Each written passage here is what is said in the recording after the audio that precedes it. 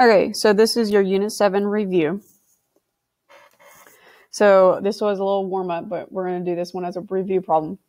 So it says pentagon ABCDE is similar to pentagon RSTUV. So it says the perimeter of ABCDE is 44. And we need to find the missing side, ST. So we're trying to find this side. Since we're trying to find ST, we need to know what this side is. Well, the information I know about ABCDE is that the perimeter is 44. Well, the perimeter means all the sides are add up equal 44. So what I'm going to do is I'm going to add up the sides I know. So I'm going to do 5 plus 11 plus 15 plus 2 equals 33. And confirm that. And then you're going to subtract it from 44. So we're going to do 44 minus 33 is 11. So this side is also 11. I know that BA is also 11 as well. It looks a little bit smaller than it should be. Just go with it. So you're going to do x over 11. Or, hold on. I'm going to do x over 33. So I'm going to do x over 33. So x over 33 over here is equal to 11 over 15. So you're going to cross multiply and divide. So you're going to do 33 times 11, which is 363, is equal to 15x. So then you're going to divide that by 15, and you get 24.2. So ST is 24.2. Okay, in the diagram, let me move it so...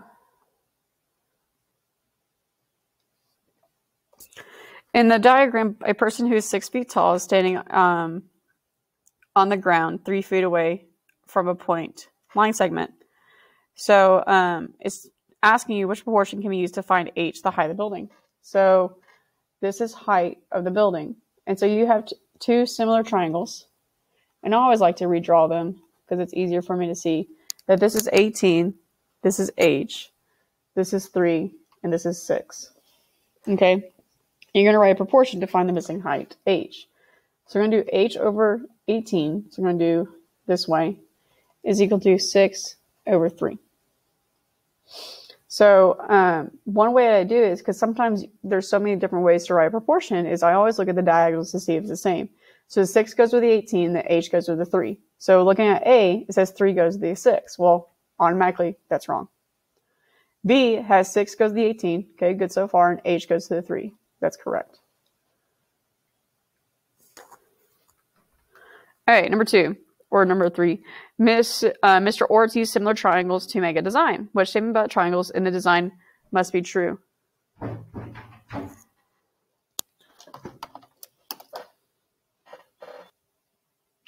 So we're going to figure out which statement is true about similar triangles. So remember, similar triangles have to have the same angles, have to be congruent, and the sides have to be proportional. So the F says they are all the same size and shape. No, they can be different sizes. They're the same size but different shapes. No, they have to be the same shape. You can't compare a circle to a triangle. H, their corresponding angles are congruent. Hey, that's true. J, their corresponding sides are congruent. No, the sides have to be proportional. All right, next one. Oops, hold on, y'all. So this one's saying that ABCDEF is dilated by 0.95 to create A prime, B prime, C prime, D prime, E prime, F prime. So since the scale is 0.95, which is less than 1, you automatically know that the figure is going to be smaller. So B, D are wrong because you want the smaller figure. And the reason why is because the scale factor is less than 1.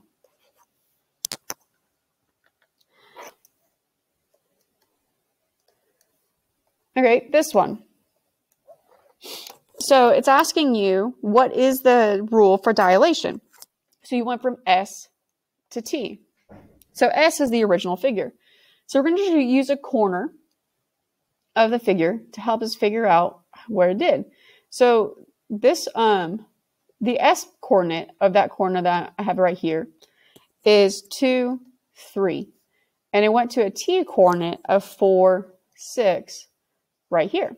So that means I multiply by 2 to create the new figure. All right, this one's asking you, what was the rule that they did to PQRS or PQSR to get to the new figure? As you can see here, this is the y-axis and looks like a mirror image, meaning they reflected it across the y-axis. F. Which representation of a transformation on a coordinate grid does not preserve congruency? Meaning that the size of it does not stay the same. So the only thing that does not keep the rigid motion or preserve congruency is a dilation. So F is representing a dilation, meaning the size of the shape changes. Next one. So it says that the quadrilateral PRST was reflected across the y-axis. So remember, when you're reflected across the y-axis, the original coordinates xy changes to negative x, y. So I always remember when it's reflected across the y-axis, the x-coordinate becomes opposite. So the rule is this one. Triangle ABC is translated 2 units to the right and 3 units down. So 2 units to the right is positive, 3 units down is negative, so it's +2, -2. If both the length and the width of the rectangle are doubled, how is the area of the rectangle changed? It's actually increased by 4 units. And I always like to draw a picture to show you. So if I have a rectangle or a square that has a side length of 1 and a 1, and then it is doubled to a 2 and a 2, well, this area right here was originally 1. This area is now 4. So it was increased by 4 units. A lot of people want to say 2 units. It's not. Well, excuse me, I misread this. It should be 4 times larger. The area is not doubled, it's 4 times larger. I misread C and D, so the answer should be B. Okay. Here, you have a figure of the, it went from F to F prime, meaning the figure got bigger. So meaning it's a dilation. So G and J are automatically wrong. And since the figure got bigger, my scale factor has to be greater than 1. Well, 5/7 is less than 1, so that's wrong. H has to be correct. Okay, each dimension was 2.5 times the corresponding dimension of the original figure. How much bigger is the area going to be? So it's going to be 2.4 times 2.4 bigger.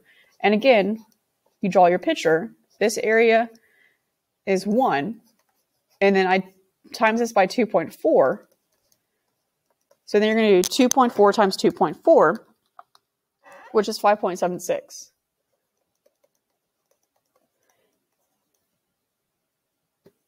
So it's going to be squared the amount. So 2.4 times 2.4.